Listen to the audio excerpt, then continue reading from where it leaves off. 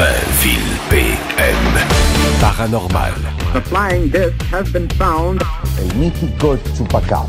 Les enquêtes de Christian Page. Et comme à chaque vendredi, nous terminons notre semaine, mesdames et messieurs, par les mythes et complots. Chronique insolite de Christian Page. Bonjour, mon cher Christian.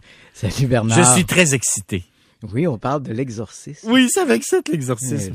Possession du diable. Oui. Je te rappellerai d'ailleurs... Depuis le film. Le film. Phrase célèbre. La truie est à moi. C'est qui la truie? La truie, en fait, c'était la jeune... c'était Linda Regan Blair, McNeil, qui était interprétée par Linda Blair. C'est ça. Qui était, à ce moment-là, possédée par un démon, par le démon. Un méchant démon, là. Ouais. Pazuzu. Hein, c'était le démon Pazuzu qui possédait Pazuzu? Un démon avec une main levée et des ailes. C'est Pazuzu. Pazuzu, c'est parent avec Lucifer, ça? Ouais, voilà. Ça fait partie de la horde des démons qui hantent les enfers. Bon. Alors là, l'Église... En fait, non, c'est justement la grande révolution. C'est pas juste des prêtres de l'Église catholique, mais des figures religieuses d'autres religions chrétiennes se rencontrent. Oui, et au moment où on se parle, ça se tient à Rome. C'est le 14e congrès sur l'exorcisme et les prières de libération. Donc, tout de suite, là, je te mets la table. On fait une distinction entre l'exorcisme et les prières de libération parce qu'il faut savoir que dans la religion catholique, un fidèle peut être tourmenté par le diable ou possédé. Alors, on reconnaît deux formes, en fait, d'envahissement du malin. Le premier, donc, c'est le tourment. Donc, ce sont des gens qui se disent avoir des pensées impures et qu'ils croient être harcelés par le diable. Okay. À ce niveau, je suis moi-même harcelé. J'allais dire, si tous ceux qui ont des pensées impures sont harcelés par le diable, on est une maudite gang. Voilà, exact. Donc, les gens qui sont tourmentés par le diable peuvent aller voir simplement leur prêtre, leur curé, et puis, raconter un peu leurs troubles. Et à ce moment-là, il y a des prières de libération qui vont être prononcées.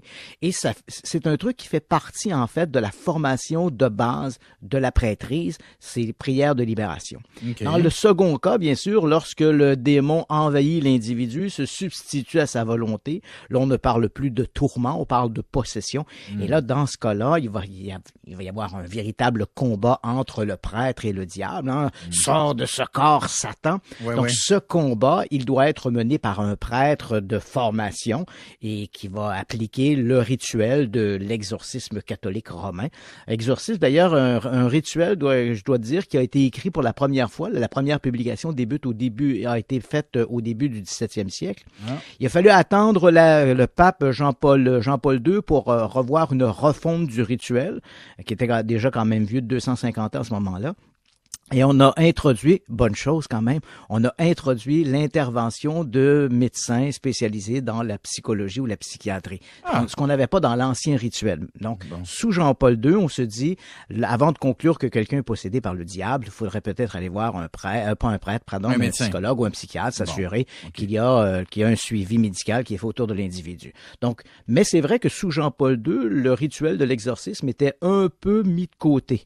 Et là, il revient à la mode. En fait, il faut dire qu'en 2014, le pape François a reconnu le statut juridique de l'ordre des prêtres exorcistes de l'Église catholique romaine. Ah oui. Donc là, ils ont passé un examen là, puis voilà, ils ont passé un examen, puis ils ont un statut très propre à eux-mêmes. Et là, la grande nouvelle, tu l'as mentionné, cette semaine, donc tout ça s'est ouvert lundi à Rome.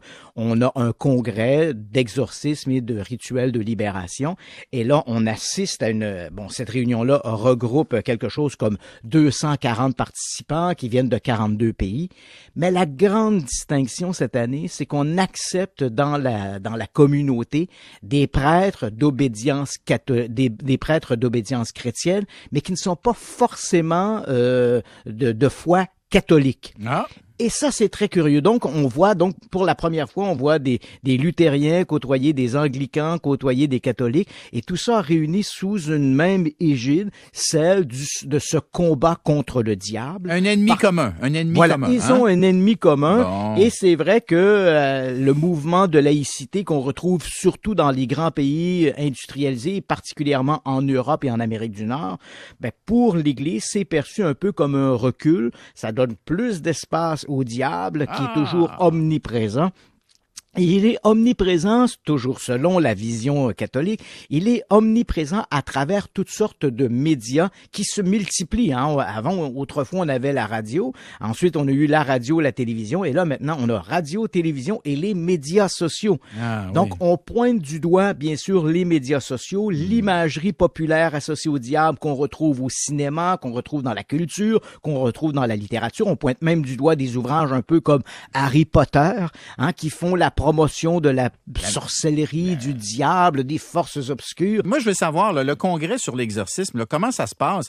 Est-ce qu'ils visionnent le film L'Exorciste pour voir un peu à quoi ça ressemble? Ils ont-tu des vidéos d'exorcistes qui ont été pratiquées sur certaines personnes? Est-ce que nous, on pourrait y avoir accès? Toi puis moi, maintenant, on pourrait-tu se faire accréditer pour être là puis les regarder aller puis voir comment ils se Malheureusement, non. C'est donc fermé. Bien sûr, ils ont des projections de films, d'images qui ont été tournées lors de rituels de libération, absolument, des rituels de possession. Christian, faut que tu mettes la main là-dessus. J'essaie. Alors, donc, on a ces images-là. Ces prêtres vont se réunir, d'ailleurs, ces dimanches, après une célébration œcuménique. Les prêtres vont se réunir autour d'une table où là, ils vont échanger, notamment, chacun d'entre eux, ou à tout le moins ceux qui ont été impliqués dans des rituels comme ceux-là, vont échanger, parler de leurs propres expériences et ainsi pouvoir communiquer de quelle façon ils ont réagi devant ces manifestations du diable. OK, mais dis-moi, là, y a-tu quelque chose qui va être rendu public de leur délibération? On va-tu apprendre des choses ou est-ce que tout ça reste à l'intérieur de la rencontre et tout reste secret? Bernard, je dois t'avouer que si on se réfère aux 13 congrès précédents qui ont eu lieu, rien n'a filtré de ces réunions. Donc, c'est un peu malheureux. Ben, c'est poche au bout. On aimerait ça, nous autres, entendre les dans la prêtrise. Non, mais les 5 meilleurs exorcistes, là, tu sais...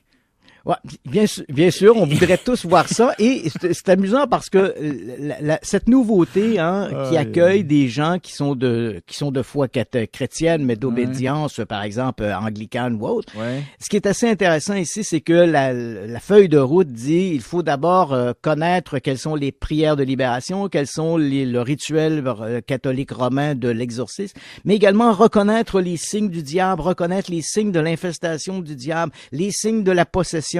Et c'est assez amusant parce qu'on voit que ces signes de la possession diabolique vont fluctuer à travers les siècles. Ce qui était reconnu comme des signes de la possession diabolique au 17e siècle n'est plus tout à fait la même chose aujourd'hui. Bon. Et je serais très curieux de savoir quels sont ces signes et quel est en fait l'écho que donne la médecine, la psychiatrie ou la psychologie de ces 10 signes de possession diabolique. Tu sais qu'au Québec, il y a, dans le cas de la possession diabolique et du rituel de l'exorcisme, il y a bien sûr une chaîne de commandement. C'est-à-dire que lorsqu'il y a une demande pour un rituel d'exorcisme, tout ça doit remonter à l'évêque. L'évêque va autoriser ensuite le prêtre.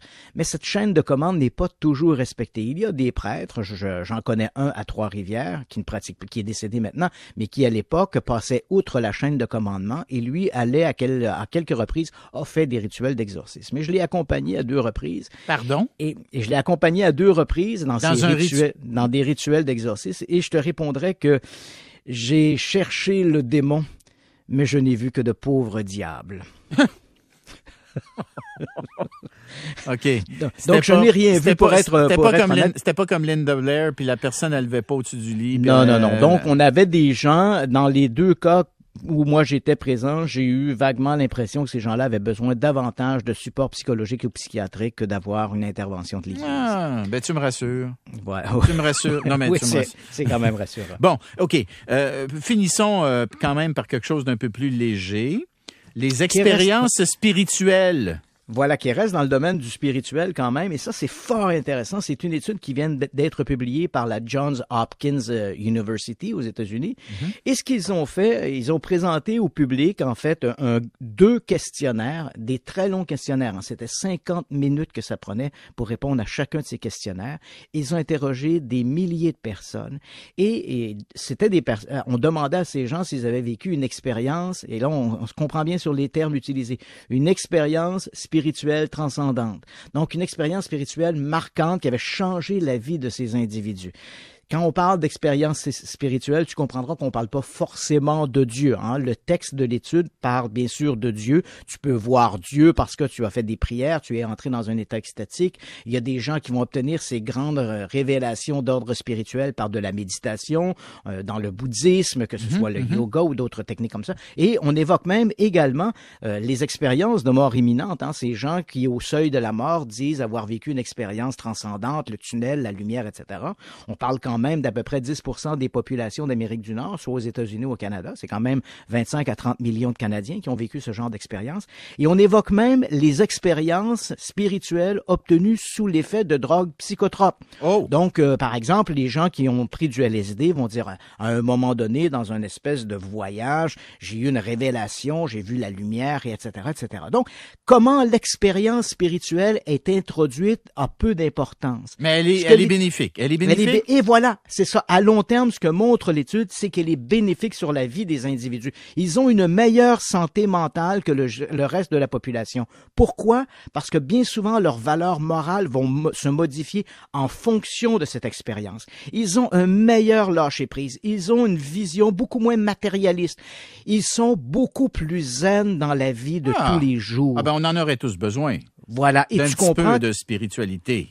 Et on comprend bien que on le sait, l'un des mots importants de notre société, c'est bien sûr le stress. Oui. Or, ces gens-là sont beaucoup moins stressés, beaucoup plus zen, beaucoup plus humains, si je pourrais dire. Et ce qui est étonnant dans cette expérience menée par la Johns Hopkins University, c'est qu'on révèle que le 2/3 des participants qui ont répondu se sont dit au départ athées sans aucune croyance. Et depuis cette expérience spirituelle transcendante, ils croient en quelque chose. Pas forcément Dieu, mais quelque chose au-delà de soi-même.